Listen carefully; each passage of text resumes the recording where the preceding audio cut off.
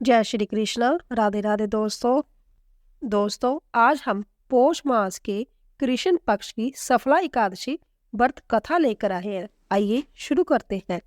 युधिष्ठिर ने पूछा, हे माधव, पौष मास की कृष्ण पक्ष की एकादशी का नाम क्या है और उस दिन किस देवता का पूजन करना चाहिए तथा उसकी क्या विधि है और क्या पुण्य मिलता है?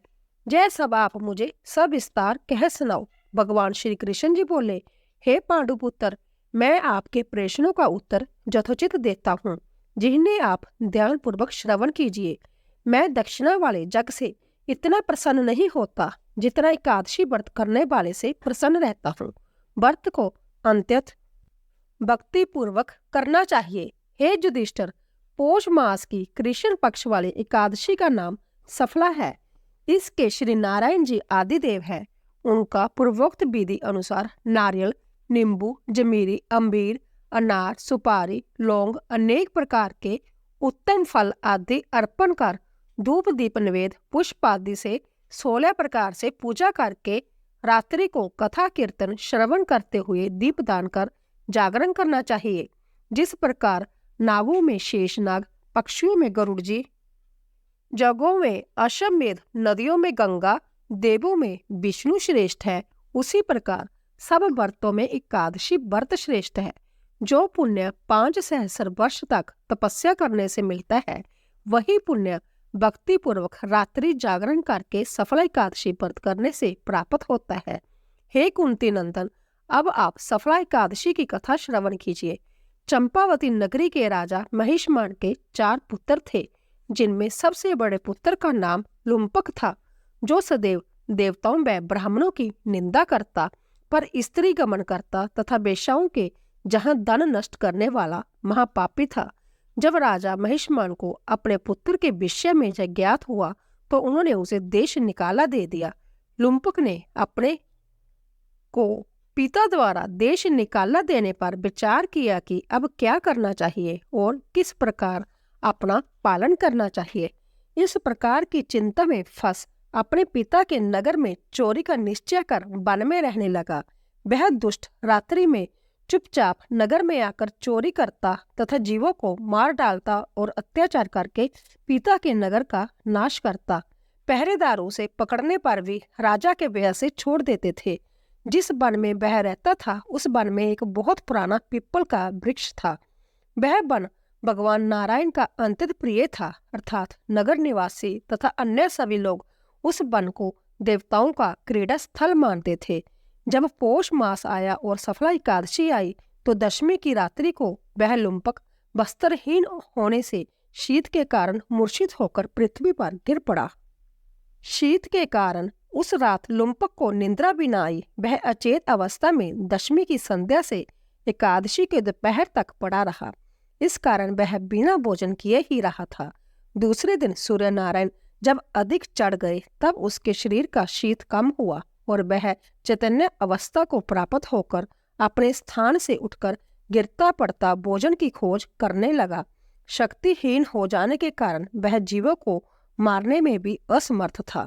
इसीलिए वन के पेड़ों में से जो फल टूट टूट कर पृथ्वी पर गिर गए थे, उन्हें ही खाने के लिए उठाकर ले आया और उसी पिप्पल वृक्ष के नीचे रखकर दुखी हो बोला, हे भगवान, इन फलों को आप ही खाकर तृप्त होवे। क्योंकि वह दुखी था, क्रोध और खींचता के कारण उसने ऐसा कहा था। सूर्य नारायण भी अस्ताचल को चले गए थे। रात्रि बढ़ती जाती थी। अपनी इस विवशता के कारण वह रोने लगा और भूख की अग्नि के कारण उसे रात भर नींद भी नहीं आई। इस प्रकार पापी लुम्पक के इस भूल में हुए उपवास तथा रात्रि को जागरण करना वह क्रोधवश भगवान को फल अर्पण करना अनजाने में ही एकादशी का व्रत हो गया, जिसके कारण भगवान नारायण अति प्रसन्न हुए और उस पापी के सारे पाप नष्ट हो गए। प्रातःकाल होते ही अनेकों सुंदर वस्तुओं से सजा हुआ एक घोड़ा लुम्पक के पास आया और उसी समय आकाशवाणी हुई कि हे राजा के पुत्र, नारायण की कृपा से तेरे समस्त पाप नष्ट हो गए हैं। अंत अब तू अपने पिता के पास जाकर राज्य प्राप्त कर। आकाशवाणी सुनकर लुम्पक अत्यंत प्रसन्न हुआ और अच्छे अच्छे वस्त्र धारण करके अपने पिता के पास पहुंच संपूर्ण वृत्तांत कहा। तब राजा महिषमान ने अपना राजपाट पुत्र को सौंप दिया और संभय वन को भजन करने के लिए चला गया। तब लुम्पक शास्त्र अनुसार राज्य करने लगा। वह और उसके स्त्री बच्चे सभी नारायण के भक्त हो गए। वृद्ध अवस्था आने पर अपने पुत्र को राज्य सौंपकर लुम्पक वन में ईश्वर आराधना करने को चला गया और अंत समय में विष्णु लोक को प्राप्त हुआ। जो मनुष्य नियम पूर्वक श्रद्धा और भक्ति के साथ पौष मास की कृष्ण पक्ष वाली सफला एकादशी का व्रत करते हैं और कथा पढ़ते हैं और सुनते हैं, उनको अंत में मुक्ति प्राप्त होती है। इसके करने से अश्वमेव यज्ञ के समान फल प्राप्त होता है। बोलिए कृष्ण भगवान की जय। सुनते हैं बुढ़िया माई की तुलसी माता और एकादशी व्रत की कहानी। इस कहानी को सुनने और सुनाने वाले को पुण्य फल की प्राप्ति होती है, इसीलिए इस कहानी को पूरा अवश्य सुने, आधा अधूरा न छोड़े। आप सभी पर तुलसी माता की कृपा बनी रहे। तो चलिए इस कहानी को शुरू करते हैं। बोलिए तुलसी माता की जय, विष्णु भगवान की जय। एक गांव में एक बुढ़िया माई अपने बेटे और बहू के साथ रहती थी। बुढ़िया माई का नाम सुखवती था। बुढ़िया माई के एक पोते और पोती भी थे। सुखवती के परिवार में सब हंसी खुशी रह रहे थे और उनका अच्छे से समय व्यतीत हो रहा था, क्योंकि बुढ़िया माई बड़े ही नियम कर्म वाली थी और वह हमेशा एकादशी का व्रत रखती थी और तुलसी जी का नित्य पूजन करती थी। वह तुलसी जी को नित्य जल देती थी। वह सुबह उठती, तालाब पर जाती, स्नान करती और तुलसी जी की पूजा करती थी। तुलसी जी को प्रणाम करती और तुलसी जी के नीचे दीपक जलाती थी। तुलसी जी के नियम से आरती करती थी। ऐसे ही बुढ़िया माई के दिन बीत रहे थे। सुखवती की जो सखियां थी, वह भी सुखवती के पास बैठकर कथा कहानी सुनती थी और अपना ज्ञान बढ़ाती थी। एक बार की बात है, सुखवती अपनी सखियों के साथ बैठी हुई थी। उसकी हम उम्र सहेलियां भी बैठी हुई थी, जो कि संख्या में 7-8 थी। सारे शाम के समय आपस में बातें कर रही थी। तब उनमें से एक बुढ़िया माई से कहने लगी कि सुखवती सखी, हम सोच रहे हैं कि क्यों ना हम लोग द्वारकाधीश चले। द्वारकाधीश की यात्रा करने का बड़ा मन हो रहा है। तो उनमें जितनी भी औरतें बैठी थी, जो कि सुखवती की सखी थी, सब कहने लगी, अरे जय, तो बहुत अच्छी बात है। हमें अपने जीवन में द्वारकाधीश के दर्शन अवश्य करने चाहिए। इसीलिए चलो, अब की बार हम सभी द्वारकाधीश चलेंगे। जब सब सखियां पूछने लगी कि बुढ़िया माई, तुम भी बताओ, क्या तुम चलोगी द्वारकाधीश? उन सखियों में कुछ कम उम्र की भी थी, जो बुढ़िया को माई कहकर बुलाती थी। बुढ़िया माई का द्वारकाधीश की यात्रा करने का बड़ा मन था। इसीलिए बुढ़िया माई कहने लगी, सखियों, पहले मैं अपने बेटे से पूछूंगी और तब मैं आप लोगों को बताऊंगी। बुढ़िया माई घर आ गई। बुढ़िया माई का जो बेटा था, वह अपना नौकरी करता था। जब वह शाम को घर आया तो बुढ़िया माई के जो पोते पोतियां थे, वह बुढ़िया माई के लिए खाना लेकर गए। तो बुढ़िया माई ने खाना खाने से इनकार कर दिया और कह दिया, आज मेरा मन नहीं है। उधर जब बुढ़िया माई का बेटा खाने लगा तो उसने अपनी पत्नी से पूछा कि क्या मेरी माँ ने खाना खा लिया? तब उसकी पत्नी कहने लगी, देखो जी, आपकी माँ ने आज खाना वापस भेज दिया और कहने लगी कि मेरा खाने का मन नहीं है। जय सुनते ही बुढ़िया माई का बेटा, जिसका नाम मुरली था, वह अपनी माँ के पास गया और जाकर कहने लगा, माँ क्या बात है, आज तुमने खाना क्यों नहीं खाया? तब बुढ़िया माई कहने लगी, बेटा आज मेरा मन नहीं है। तब बेटा बोला, क्या माँ आपकी कहीं तबीयत तो खराब नहीं है? अगर कोई परेशानी है तो मुझे बताओ, मैं अभी वैद्य जी के पास आपको लेकर चलता हूँ। तब बुढ़िया माई कहने लगी, नहीं बेटा, मुझे कोई परेशानी नहीं है, बस मेरा मन द्वारकाधीश की यात्रा करने का कर रहा है। तब बेटा बोला, माँ खुलकर बताओ, बात क्या है?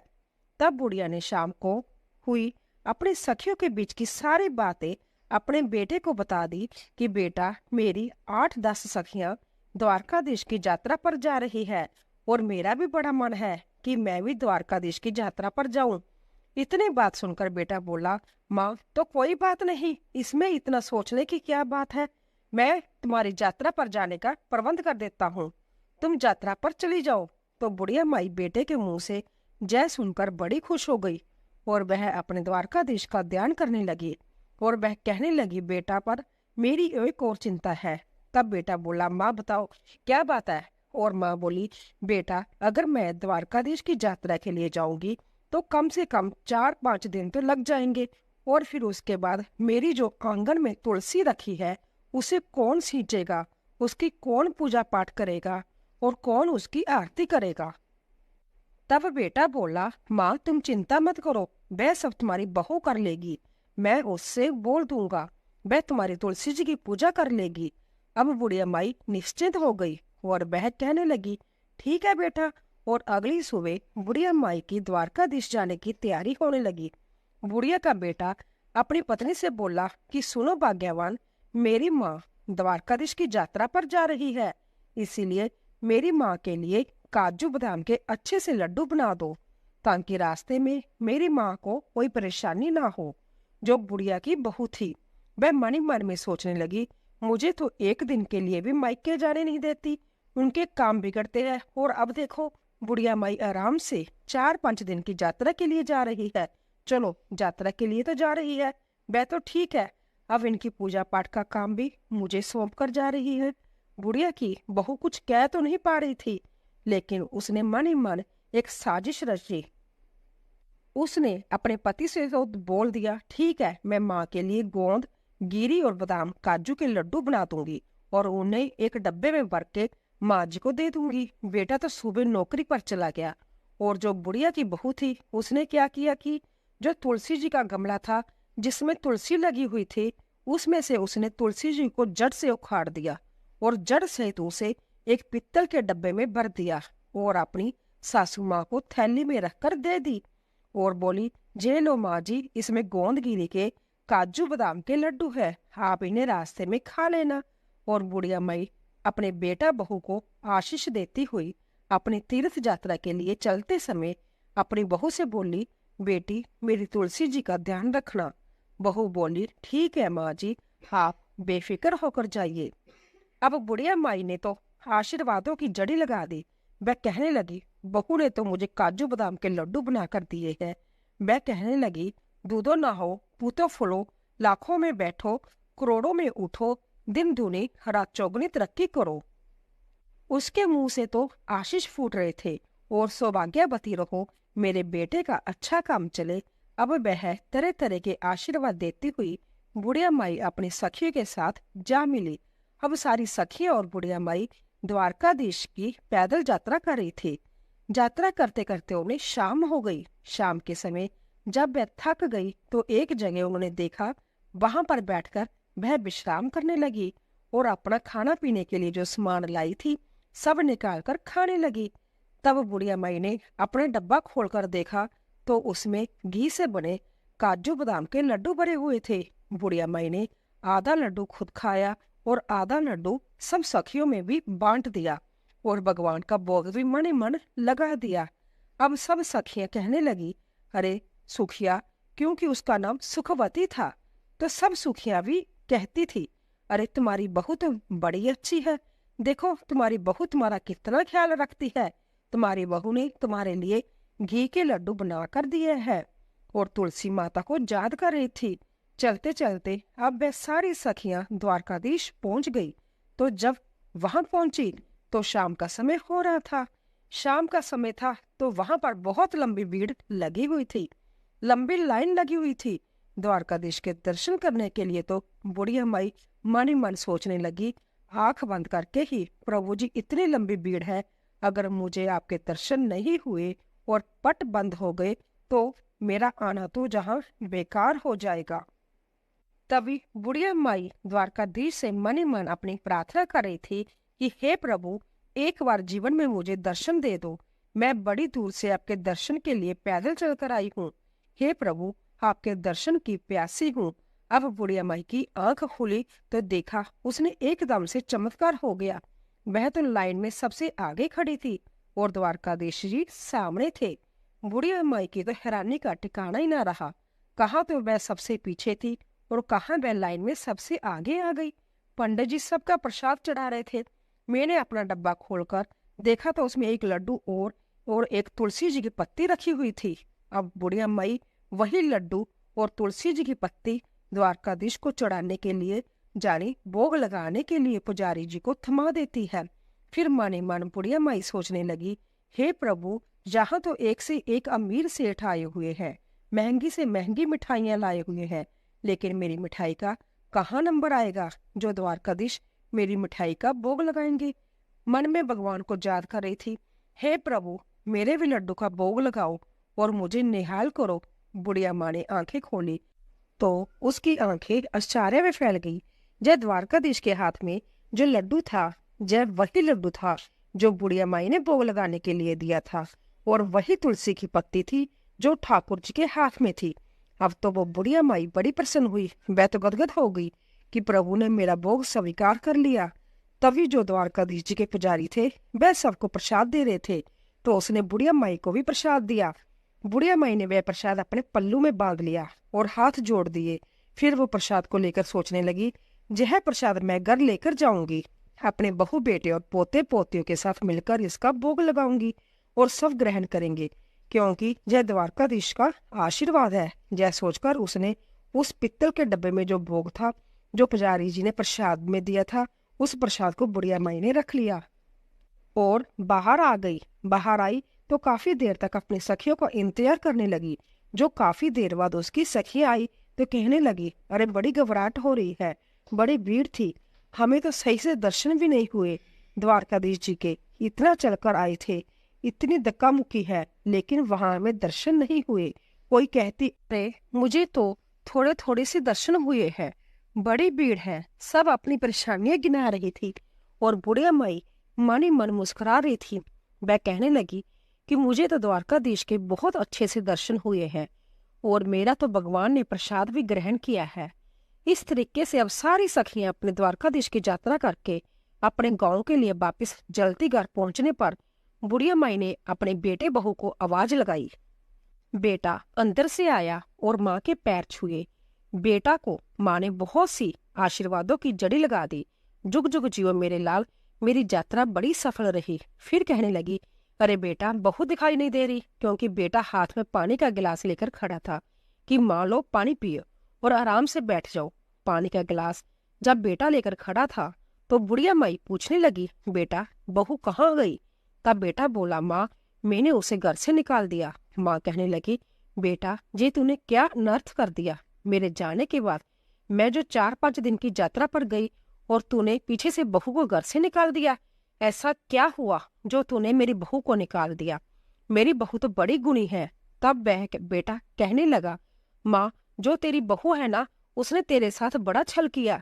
मैंने उसे गोंद और बादाम काजू के लड्डू बनाने के लिए बोला था कि मेरी माँ यात्रा पर जा रही है, और उसने आंगन में लगी तुलसी को उखाड़कर उसकी जड़ समेत उस पित्तल के डब्बे में भरकर तुम्हें दे दिया। अब बुढ़िया माई कहने लगी, अरे बेटा, मैंने तो डब्बा खोलकर देखा था, उसमें तो काजू बादाम के ही लड्डू थे, और मैं भी खाई और अपनी सखियों को भी खिलाया। तब वह कहने लगा, नहीं माँ, उसने तो जय साजिश रची थी। जब मैंने तुलसी जी की पूजा के लिए बोला तो आंगन में तुलसी नहीं थी। तब मैंने उसे पूछा तो उसने मुझे सारी बात बताई कि उसने जो जलन में आकर, क्योंकि माँ तो यात्रा के लिए जा रही है और मुझे मायके भी नहीं भेजती, इसीलिए उसने तुलसी जी को खाड़कर आपके डब्बे में भर दिया। अब बुढ़िया माई कहने लगी, बेटा कोई बात नहीं, बहू ने ऐसा किया है, चलो उसकी गलती, लेकिन उसी के कारण तो मुझे द्वारकाधीश जी के दर्शन हुए हैं। मेरे साथ तो बेटा इतने चमत्कार हुए हैं कि मैं क्या गुणगान करूं। मैं तो भीड़ में सबसे पीछे खड़ी थी, तभी द्वारकाधीश की कृपा से भीड़ में सबसे आगे हो गई। और तो और बेटा, मेरे जो डब्बे में एक तुलसी जी का पत्ता और एक लड्डू था, शायद तुलसी माता की कृपा से ही वह तुलसी जो लड्डू में बदल गई थी और एक पत्ता मेरे लिए इसी छोड़ दिया गया था कि मैं भगवान का भोग लगाऊं, क्योंकि द्वारकाधीश को, ठाकुर जी को तो बिना तुलसी के पत्ते का भोग लगाया ही नहीं जाता। इसीलिए उन्होंने मेरा भोग स्वीकार कर लिया, क्योंकि उस पर तुलसी दल भी था। बेटा, मेरी बहू ने चाहे कुछ भी किया, मुझे तो जो बहू की वजह से ही जो जैसे सब चमत्कार हुए हैं और ठाकुर जी के इतने अच्छे दर्शन हुए हैं, मैं तो द्वारकाधीश की दर्शन करके निहाल हो गई हूँ। बेटा तू अभी जा, बहू मायके में होगी, उसे लेकर आ। बेटा अपनी माँ की बात को क्यों टालता है? बेटा जो चल दिया अपनी पति को लाने मायके और अपनी पत्नी को लेकर आ गया। जब बहू मायके से घर आई तो अपनी सासू माँ के पैरों में पड़ गई और माफी मांगने लगी। तब बुढ़िया माई कहने लगी, अरे बहू, मैंने तो तुझे कब का माफ कर दिया, तेरी वजह से तो मुझे भगवान के दर्शन हुए हैं। अगर तू ऐसा ना करती तो पता नहीं मुझे भगवान के दर्शन होते भी या नहीं। मैंने तुझे माफ कर दिया है, लेकिन हाँ, अगर तुझे माफी मांगनी है तो एकादशी माता और तुलसी माता से मांगो। आप बहू ने तुलसी माता से माफी मांग ली और फिर उनको याद आया, अरे मैं तो जो द्वारकाधीश से तुम्हारे लिए प्रसाद लेकर आई थी, याद भी है, कहाँ है? बच्चे आए थे खेलते हुए, कहने लगे, दादी माँ आ गई, दादी माँ आ गई। दादी माँ, आप यात्रा पर गई थी तो हमारे लिए क्या लेकर आई हो? दादी माँ बोली, अरे बच्चों, मैं सबके लिए वहां से द्वारकाधीश जी का प्रसाद लाई हूँ, सब थोड़ा थोड़ा मिल बांट कर खा लो। अब जैसे ही बुढ़िया माई ने अपने थैले में से वह पित्तल का डब्बा निकाला और उसमें से वह प्रसाद निकालने लगी तो उसमें तो जो लड्डू था वह तो नहीं था, लेकिन डब्बा पूरा हीरे मोतियों से भरा हुआ था। जय देखकर की बहू बेटा को भी आंखें आश्चर्य से फैल गई। वह कहने लगी, बेटा, इसमें तो मैंने लड्डू रखा था, पता नहीं कहाँ से इसमें इतना सारा हीरा मोती और सोना चांदी आ गया। तब बेटा बहू कहने लगे, माँ, जय सब एकादशी और तुलसी माता की कृपा के कारण हुआ है। आपकी यात्रा सच्ची थी, आपकी भक्ति सच्ची है, इसीलिए उन्होंने आपको आपकी एकादशी और तुलसी माता की पूजा का फल दिया है। अब तो बहू बेटा माँ के कदमों में पड़ गई। माँ बोली, बेटा मुझे छोड़, तुलसी माता के कदमों में पड़ जाओ। तो बहू और बेटा ने तुलसी माता से माफी मांगी, ठाकुर जी से माफी मांगी, अनजाने में हमसे जो भूल हो गई माफ कर दो। अब तो बहू बेटा भी अपनी माँ की तरह एकादशी व्रत रखने लगे और तुलसी जी को सींचने लगे, तुलसी जी की पूजा करने लगे। इसी तरह से अब उनके खुशी खुशी दिन बीतने लगे। अब बुढ़िया माई के पास इतना धन हो गया था तो उसने गांव में कई काम कराए, गरीबों की लड़कियों के विवाह कराए। जैसे भी गांव में किसी गरीब को देखती जिसके बस में बेटी का विवाह करने का अन्न नहीं होता था, उसने उसी को धन को बेटियों के विवाह में, कुएं बावड़ी बनवाने में और बच्चों के स्कूल और अस्पताल बनाने में लगाने लगी। जितना बुढ़िया माई उस धन को लगाती उतना ही बुढ़िया माई के घर में और धन बढ़ता जाता। बुढ़िया माई जब तक जीवित रही उसने तुलसी माँ की कभी भी पूजा नहीं छोड़ी, जीते जी एकादशी व्रत नहीं छोड़े। हमेशा वह एकादशी व्रत किया करती, तुलसी सींचती। बुढ़िया माई बचपन से ही तुलसी जी की पूजा करती आई थी और मरने के बाद भी तुलसी माता और एकादशी की माता की कृपा से बुढ़िया माई को मोक्ष की प्राप्ति हुई। बहू बेटा के भी अच्छे दिन थे, वह भी अपने बहू बेटों के साथ खुशी खुशी थे। उनके बच्चों के विवाह हो गए और उनके साथ सुखी जीवन बिताने लगे। हे तुलसी माता, हे एकादशी माता, हे विष्णु भगवान, जैसे आपने जो बुढ़िया माई पर कृपा करी वैसे ही जो जय कहानी सुन रहे हो और जय जय कहानी कह रहे हो उन पर भी अपनी कृपा बनाए रखना। बोलो तुलसी माता की जय, बोलो एकादशी माता की जय, बोलिए विष्णु भगवान